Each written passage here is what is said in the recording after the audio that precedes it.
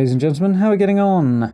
So we have a bit more news about Fallout 76. Bethesda have released a new blog post, and it's quite heavily focused on the survival side of things. A new set of challenges are out, and the new set of legendary weapons to go with them.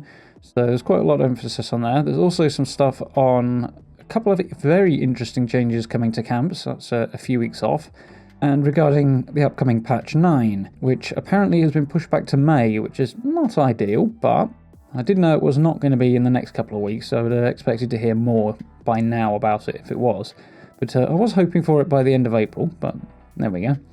Obviously, with the new content coming out, it's getting consumed very, very quickly, and Bethesda definitely need to keep it coming, particularly given that it's been a little on the short side. It's good, the locations are interesting, that's a lot of fun, but a little short, so definitely a call for keeping it coming there.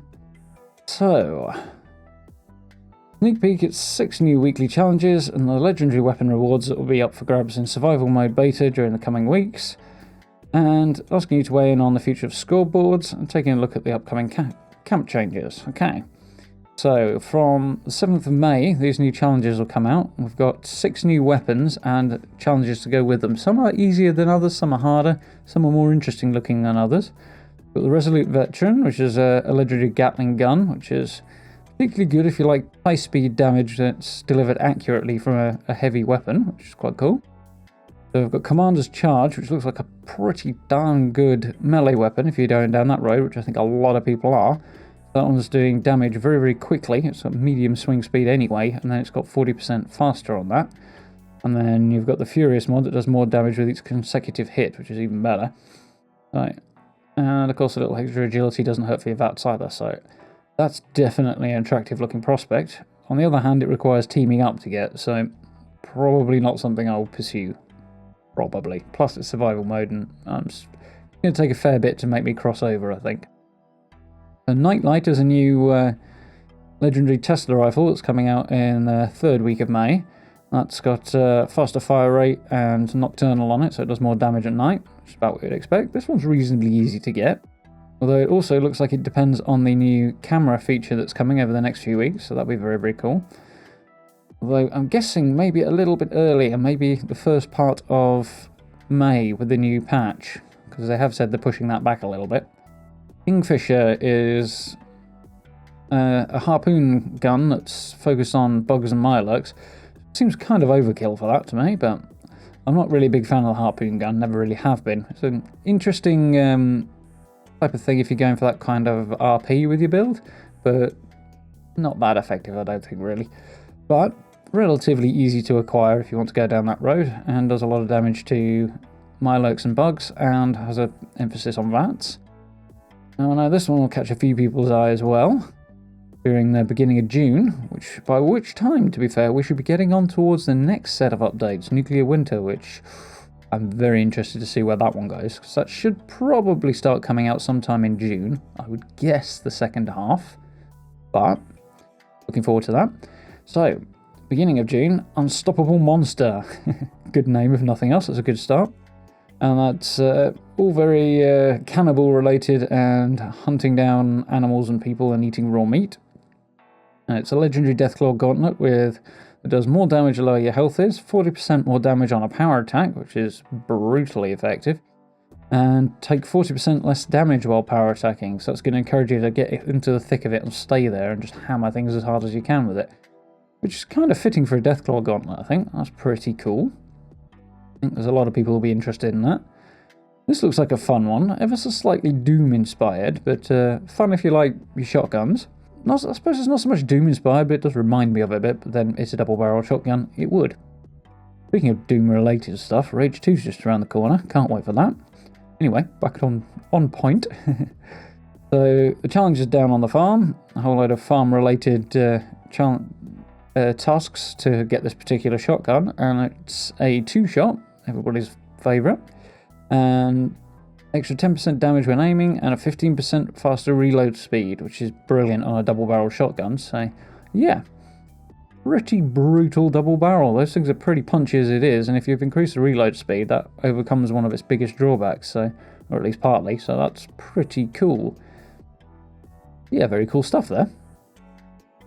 So, the recent survival improvements, this is stuff that's already come out that's a bit of a recap here. So, they've reduced the amount of aid items that you drop when you're killed in survival mode, and the number of caps you drop has been decreased as well. And the scoreboard stats have been switched from longest life over to most player kills. So, the most deadly players are now listed on the scoreboard and marked on the map rather than just the best survivors. Okay, so they're talking here about rotating through different primary stats on the scoreboard. So, like, at the moment they're on most players killed. Previously it was longest life. They're talking XP gained, enemies killed, that sort of thing. And sort of working through them all to see how it goes down, how things work out, how people like that, and responding to the feedback, which is quite cool. If we get to try that out and see what actually works best, if that's your cup of tea. Okay, so on to some of the things that I think will interest certainly me and probably most of you guys a little more than perhaps survival mode does. That's changes to camps in adventure mode. So, as previously mentioned, they're going to update things so that people can't damage your camp unless they are already hostile to you and or your turrets. That is coming through in patch 9 in early May, according to this. And yeah, basically will mean that people can't grief you by damaging your camp. They'll have to actively engage you in combat first. Whether or not that means they can just shoot your turrets and get them to start shooting back, I don't know. So that would be all too easy workaround. So I imagine the turrets won't actually fire on people until you fire on them first? Maybe? We'll have to see how that exactly pans out. But anything that removes an opportunity for griefing is a good change. And this one is very, very interesting. Foundational camp adjustment. With patch 9, we're also planning to make it easier to construct your camp by removing the requirement that all of a structure's foundations must be placed on terrain. Once this is implemented, only the first foundation piece will need to be built on terrain, and all subsequent foundations that snap to that original will then ignore this rule. While this doesn't apply to workshops, it should help you build your camps more freely. So in short, one of your foundation pieces will have to connect to the ground, but after that, you can build floating camps. It sort of means you can build off the edge of cliffs, really. I think that's the big thing here, the big takeaway. Exactly how that's going to change how things work, I don't really know. You still will have to put that first one down, and things will still need to snap to foundations. So I don't know how much it's going to be something I'll use. Maybe you can use different bits of terrain to incorporate foundations as walls, something like that. Build lower levels to your camp a bit more easily. But just out-and-out floating foundations doesn't sound particularly appealing to me.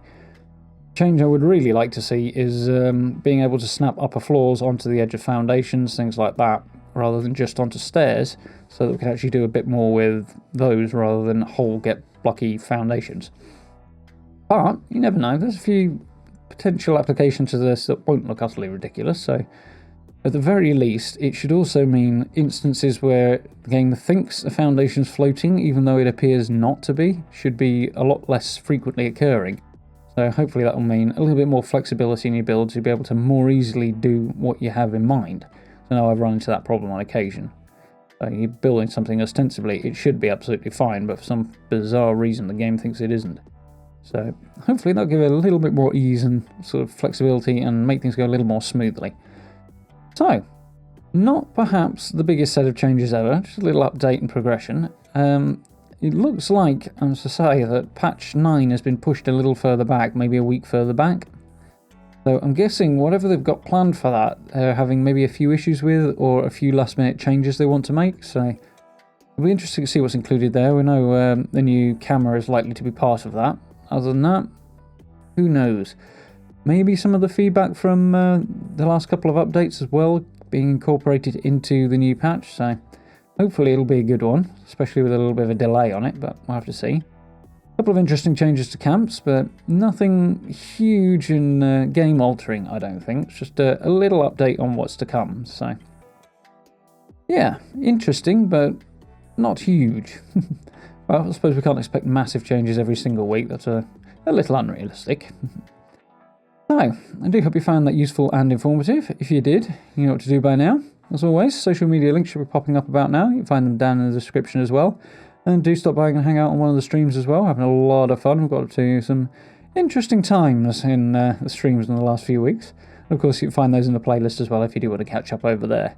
Now, thank you very much for watching. I'll be speaking to you all very, very soon.